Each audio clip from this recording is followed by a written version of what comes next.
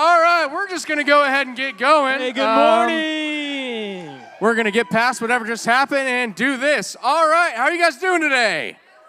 Yeah. You guys are fired up. Chiefs play today, 1 o'clock. Chiefs and Jaguars, going to be a good game. Yep, Oh, yeah. Yep. Chiefs, not a great start to the season. But it's only one game. It's only the one. First beginning of the season, so. We have a guy. Oh, yeah, juniors and seniors, you guys can go ahead and go straight up to the Commons for your Leadership serving stuff? service thing, right? All right, so if you're junior, senior, go ahead and head on up to the Commons. Yeah, so see you guys. Have fun with that. Yeah. Hey, did any of you guys go to homecoming? Blue Springs South? We got Homecoming? a couple? Okay. Was it awesome or lame or cool? It was Awesome. good? Nice, nice. All right, well, we have a few birthdays in the room. Who is it? Who is it? Carson. Carson. Stephanie, who is, and Jason. Jason. There he is. Woo! It is a big birthday day. Yeah, 3 birthdays in one. All right, we have a video, but, oh, Chase is there. Oh, there he is. I thought He's Chase hiding. disappeared. All right, let's roll this video. Maybe. Happy birthday to you. Happy birthday to you. If not, that's cool. If we can't get the video, it's fine. All right. If Wait. we can't, we'll all sing happy birthday. Oh, no. Wait.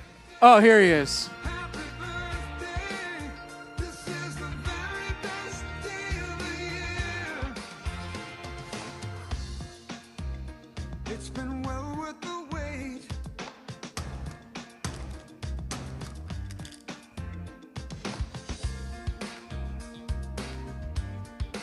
Nice. And now it's your time to celebrate. Today is your birthday. Happy birthday. This is the very best day of the year. We love you, Jason. Your birthday. This goes out to you, Jason. Happy birthday. The most amazing day of the year. Today is your birthday. Today is your birthday. It's amazing. Unbelievable. This is the very best day. Time to celebrate. Today is your birthday. Happy birthday. This is awesome. It's the greatest day of the year. Happy birthday. Hey, let's give it up for the birthdays. Yeah. Yeah. Happy birthday, Carson. Happy birthday, Stephanie. And happy birthday, Jason. All right. Let's go ahead and get into some announcements. Let's see. What is the first announcement? Collective is coming up on October 28th. So in like a month and like a week or something like that. It's going to be so awesome. It's a great opportunity to just invite your friends, show up, and just enjoy like a show, I guess. Yeah, and it's going to be Damian Cooper, and I don't want to say it's a hip-hop thing, but it's more interactive, and it's more like, I don't know. It's going to be awesome. He's going to be there. Yeah, that's what I like. Thanks, Drake. So, be inviting. We're going to try and have the gym packed out. We're going to have some other churches coming on to do it with. And so it's going to be a great night. October 28th. You're not going to want to miss it. Yep. And the next one, we got another announcement. Focus. Tonight at 6 p.m., be there. It is at the Cheney's house. There's the address if you need to, like type it in or something. What have we been learning about in Focus? Yeah, so right now we're going through 1st, 2nd, and 3rd John. This last week, we were reading through 1 John 1. So come ready to discuss that high school. And it's going to be an awesome night. Yeah, 6 o'clock. It's going to be If you're- awesome. If you're Can't in wait to high see you school, there. really recommend going, just hanging out. So, all right, and then next one is this Agape Pimento? Agape Pomojo, sorry. Do you want to come up and talk about it? If not, got that's it, bro. fine. If not, Yeah. because I'm not really 1,000% sure on what it all entails. So, Good morning, friends. So this video is Agape Pomoja is an organization that my family, I'm Brooke Cooper, Marius and Ariana, mom, married to Justin. So Agape Pomoja is an organization we volunteer with. We go in and help with blessing homes. There's supposed to be audio to that video that would take care of all of this. there we go. But it's okay. So next Saturday, we are going to go and volunteer as a family, and we would love for you and your families to come with us. If you're interested, just reach out to one of us, and we'll get you signed up. Justin has paperwork that you can fill out, just like your name, your phone number, email address, and we'll get you more information from there. Okay? Sweet, yeah. It's gonna be awesome. I'm planning on going, just helping out and hanging out. It's gonna be really cool just to serve the community and yeah, just bless some people with some new homes with those who don't have them. Yeah, for sure. And if you were upstairs today, Pastor Matt was just talking about serving. And as a church, we're meant to serve. So here's an easy way and an awesome way to get your feet wet into serving the community around us. Yep. So, are there any more announcements? I think. Is that it? Bits with Braden! Yeah, Will is not down here, so please welcome Braden to the stage. What do you got for us today, sir?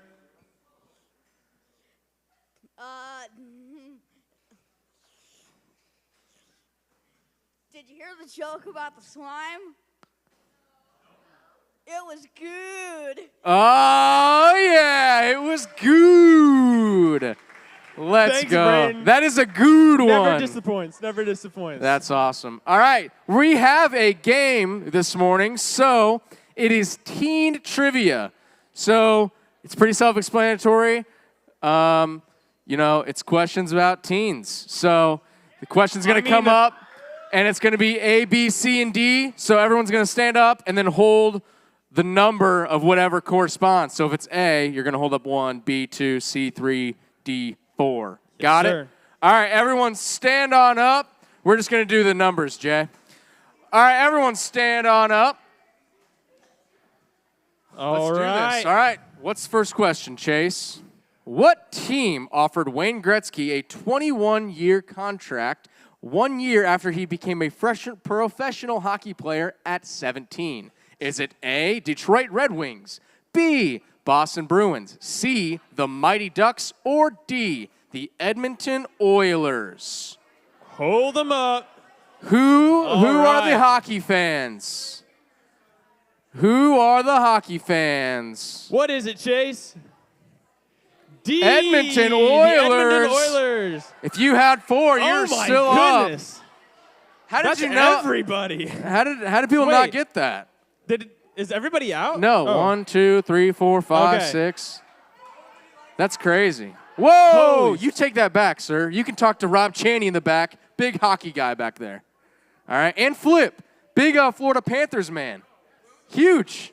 I followed your Twitter all playoffs. I liked every tweet. It was awesome. But everyone, they're an original 6 team, right? They're an original right, 6 Chase. team. Wow, Jay, who sort of disc golf? You know what I'm saying? All right, next question. Who invented a reading system for blind people at the age of 15? Is it A, Thomas Edison, B, Alexander Graham Ooh. Bell, C, Louis Braille, or D, Leonardo da Vinci? Hold them up. Okay. You got your Delaney, answer? you got it. Hold them up. 3.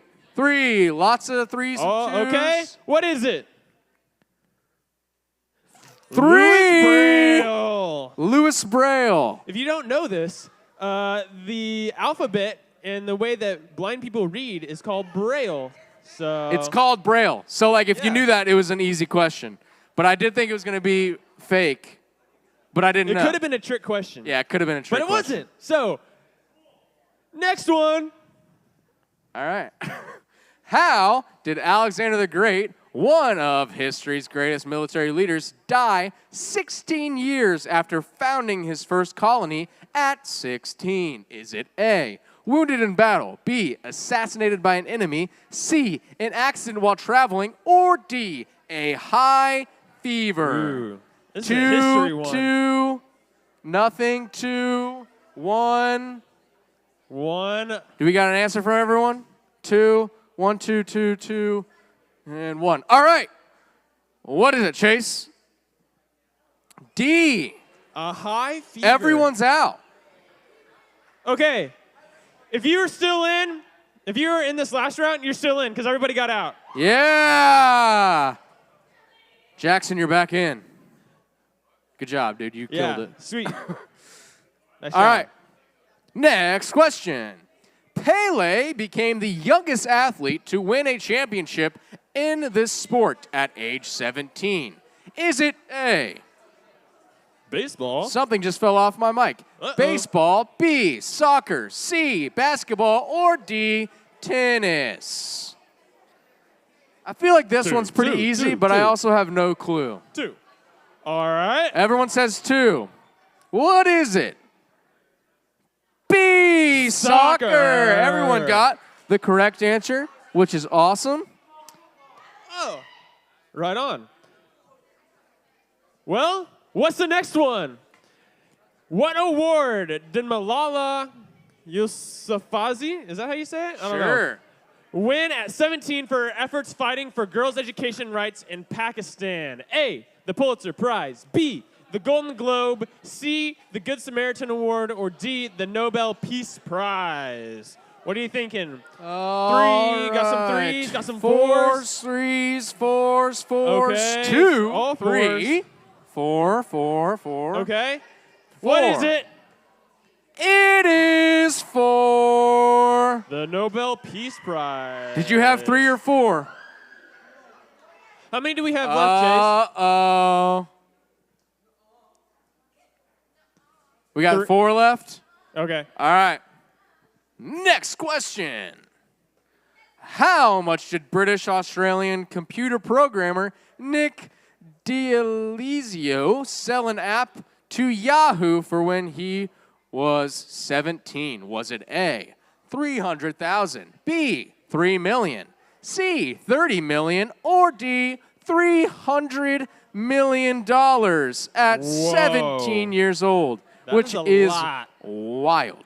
Any of those Okay. numbers for 17. is Okay. crazy. What could it be? C, 30 million. $30 million. So we got these 4 left. These 4. Okay. This next one, each of you has to pick a different one. Okay? Wait, hold on. Before we go to the next one, what's your number? Choose a number.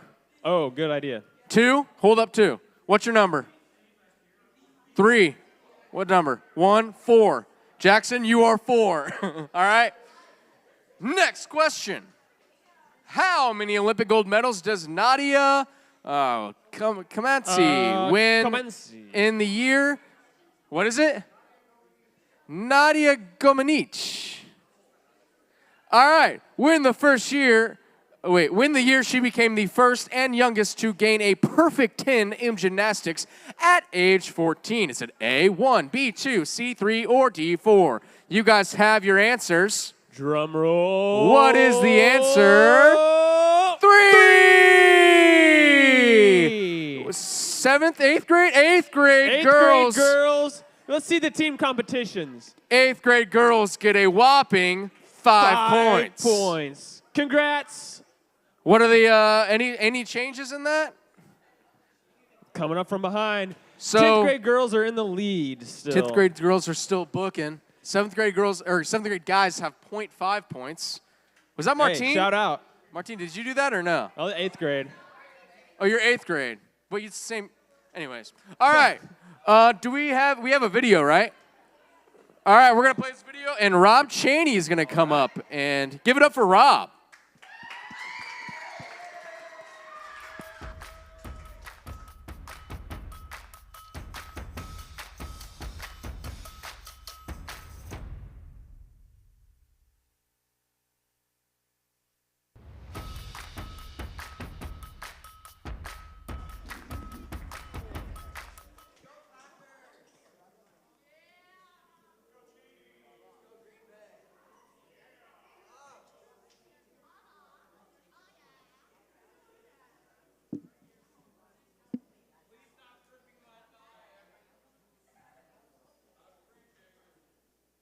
Good morning, Marcus.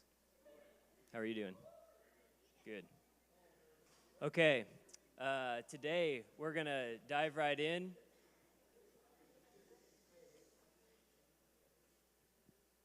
We're going to talk about patience, perseverance. We're going to talk about trusting in God. We're going to learn how God can use situations for good no matter what our family circumstances are. And to do that, we're going to talk about Joseph. So can someone tell me who Joseph was? There's two Josephs, so you get a 50-50 shot. So who is Joseph? Anyone? Let's go with Old Testament Joseph. Someone tell me who Joseph was in the Old Testament. Oh, man, we're shy today. Okay, fine. That's good. No one knows who Joseph is, and we'll all learn about him. I'm sorry.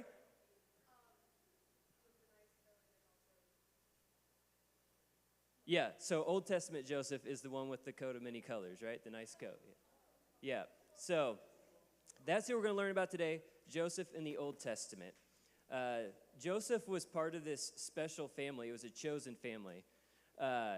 And this family, though, they were very messed up. And it was just a situation where, he was in these situations because of his messed up family. And why are families messed up? Well, families are made of people. People are messed up. We're all sinners. And our nature is to go after the desires of our own heart. So Joseph is in a family just like most or all of us are that is messed up. I'll give you a little bit of summary about Joseph's family. So Joseph is one of the youngest children in a very large family. His dad's name is Jacob. And his dad has 4 wives. Amongst these 4 wives, there's rivalries between the wives and then also between the kids of those wives. So kind of he's born into this situation where there's already like infighting in his very messed up family, a family that isn't how God designed it, right? So his mother, Rachel, she's the younger, more beautiful sister of Leah. So there's Rachel and Leah. And Rachel and Leah are 2 of the 4 wives that Jacob has. So as you can imagine that's a very awkward situation. His grandfather on his mom's side, so Rachel and Leah's dad, he continually deceives and tricks Joseph's dad, Jacob, in many ways. And actually his deception and tricking of Jacob is what leads to the whole situation where Jacob has multiple wives. So then his grandfather on his dad's side is Isaac. So Isaac, there's this situation with his 2 sons, Jacob and Esau. Jacob is Joseph's dad. And Jacob and Esau, they have all these rivalries. And there's like the deception and fighting. And like the mom in the family, Isaac's wife, Rebekah, she takes Jacob's side. And Isaac takes Esau's side. And then there's this tricking, and we're not going to go into all the details, but there's tricking and deception in the family to try to get what they want. So there's a lot of people that are looking out for their own interest.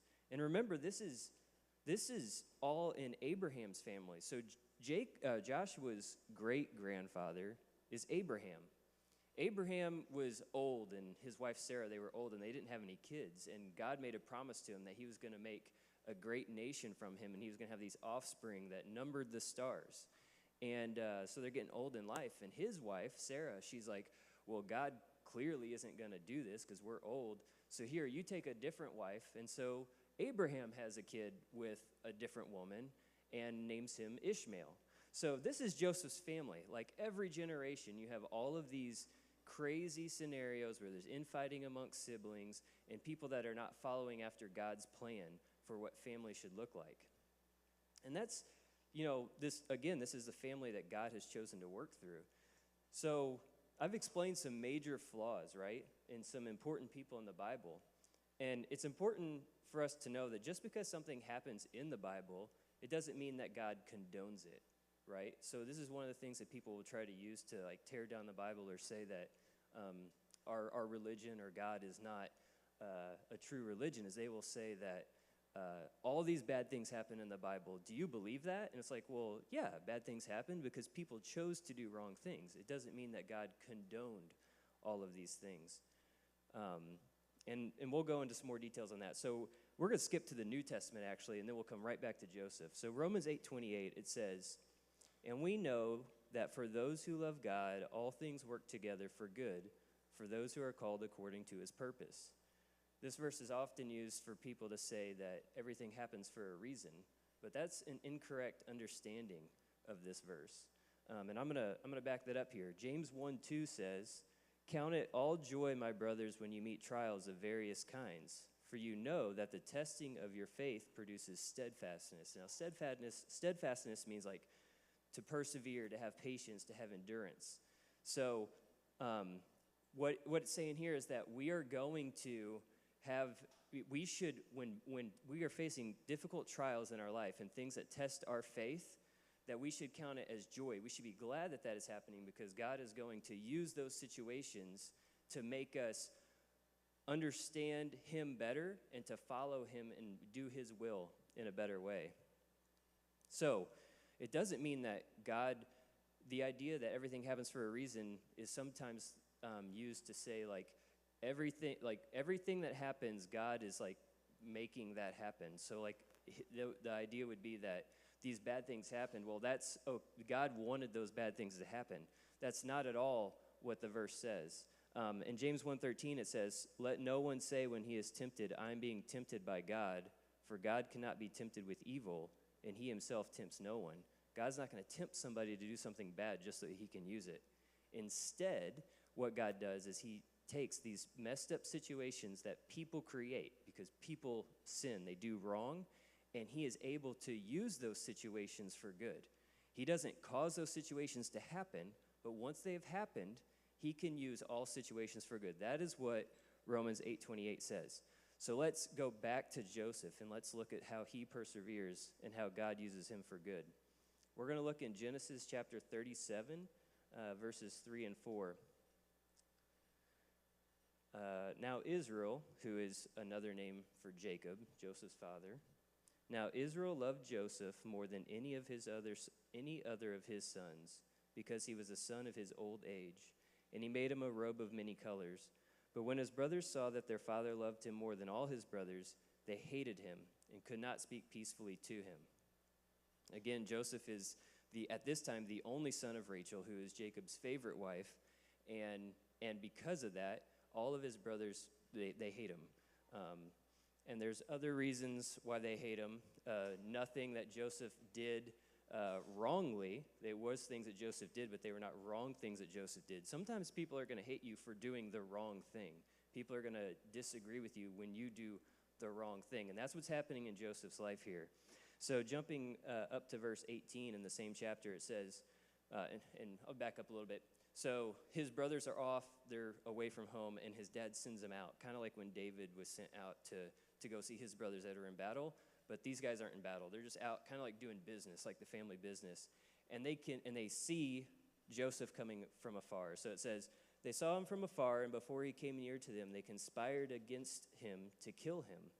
They said to one another, "Here comes this dreamer. Come now, let us kill him and throw him into one of the pits. Then we will say that a fierce animal has devoured him, and we will see what will become of his dreams." But when Reuben heard it, Reuben's one of his older brothers, he rescued him out of their hands, saying, "Let us not take his life." And Reuben said to them, "Shed no blood. Throw him into this pit here in the wilderness, but do not lay a hand on him, that he might rescue him out of their hand to restore him to his father." So when Joseph came to his brothers, they stripped him of his robe, the robe of many colors that he wore, and they took him and threw him into the pit. The pit was empty, there was no water in it. Then they sat down to eat, and looking up, they saw a caravan of Ishmaelites. Ishmaelites are actually their cousins because they are the descendants of Ishmael. We go back to great-grandpa Abraham, had a kid with a different wife, right? That's the Ishmaelites. So these are actually their cousins. Anyway, so come, let us sell him to the Ishmaelites, and let not our hand be upon him, for he is our brother, our own flesh. And his brothers listened to him. Then Midianite traders passed by, and they drew Joseph up and lifted him out of the pit and sold him to the Ishmaelites for 20 shekels of silver. They took Joseph to Egypt. So this is another thing I like to point out is we get little glimpses throughout the Bible that indicate to us that it's a historical document and that it's not something that was made up centuries later. Sometimes when people do make up books centuries later and try to say that they're like divine, there's all these examples that prove that, hey, they don't know what they're talking about. So he was sold for 20 shekels of silver. We know from other documents from that same period in time that in general people were sold for between 15 to 30 shekels of silver at that time.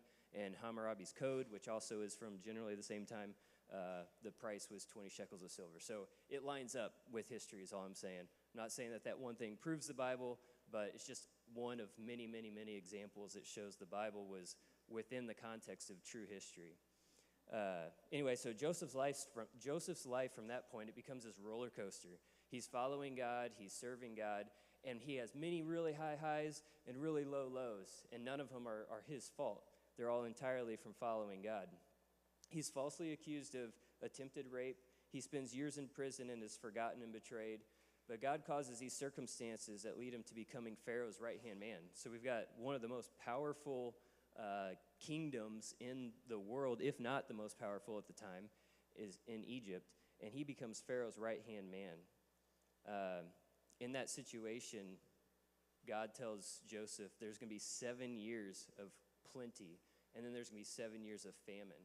And so he goes to Pharaoh, and he's like, we've got to prepare for the years of famine. So they build up these storehouses of grain and everything, and we're going to fast forward. So they've had 7 years of plenty, and they've stored up all this extra food and grain, and now we're 2 years into the famine, and none of the other countries around have prepared for it. So people are starting to starve, and they're hungry. And in the situation, Pharaoh puts Joseph over doling out all of this extra food. So Joseph's brothers come to Egypt to get some of this food. They don't know that Joseph they don't know what's going on in Joseph's life. They don't know that he has this great power in Egypt. So they come to get some of this food, and they show up, and they are in front of their brother and don't realize it's their brother. So we're going to jump to Genesis chapter 43, verses 26 through 30. When Joseph came home, they brought into the house to him the present that they had with them and bowed down to him to the ground. And he inquired about their welfare and said, "Is your father well, the old man of whom you spoke? Is he still alive?" They said, "Your servant, our father, is well. He is still alive." And they bowed their heads and prostrated themselves. And he lifted up his eyes and saw his brother Benjamin, his mother's son, and said, "Is this your youngest brother of whom you spoke to me? God be gracious to you, my son." Then Joseph hurried out, for his compassion grew warm for his brother, and he sought a place to weep. And he entered his chamber and wept there. So Benjamin is, before all of this happened, this is actually the second time his brothers are in front of him, but this is the first time he's seeing Benjamin. Benjamin is his full brother from Rachel, and he didn't know that he existed. And so this is why Joseph gets so emotional. We're going to jump forward to Genesis 45, verses 4 to 7. So Joseph said to his brothers, "Come near to me, please." And they came near, and he said, "I am your brother Joseph, whom you sold into Egypt. And now do not be distressed or angry with yourselves because you sold me here, for God sent me before you to preserve life. For the famine has been in the land these 2 years, and there are yet 5 years in which there will be neither plowing nor harvest. And God sent me before you to preserve for you a remnant on earth, and to keep alive for you many survivors." So what happened here? Joseph was born into a terrible family situation. They treated him terribly. And yet this family had a promise from God that they were going to be this great nation that was going to eventually lead to the birth of the Messiah. And then Joseph, by doing God's will, despite being treated terribly through all of his years in Egypt, was the one that God used to deliver his family, to rescue them from this famine, and to continue that family line. So I just want to encourage you guys a little bit. Don't lose patience. Don't lose faith. Don't be discouraged by current trials in your family situation. God's not done with your family. If Joseph could not make his brothers or anybody else in his family do the right thing. All he could do is continue to do what God wanted him to do. And if you have people in your family that are choosing to not do the right thing, you can't make them do it. And you can't take that burden on yourself. All that you can do is continue to show to be an example to them as to how to behave and how to follow God. So in your family, be a Joseph. Even if those around you are taking matters in their own hands and not trusting in God, they're focusing on their desires more than God's desire for their lives. You just focus on what you can do. You be a Joseph. Desire to bring reconciliation through God's will, but know that your family members have to make a decision as well. You cannot force it. So don't take this big burden on yourself just because of your family situation. That's not what God's asking us to do. Just asking us to do what we can do. I'm going to pray for you guys real quick and get you to your groups. God, just thank you for this day.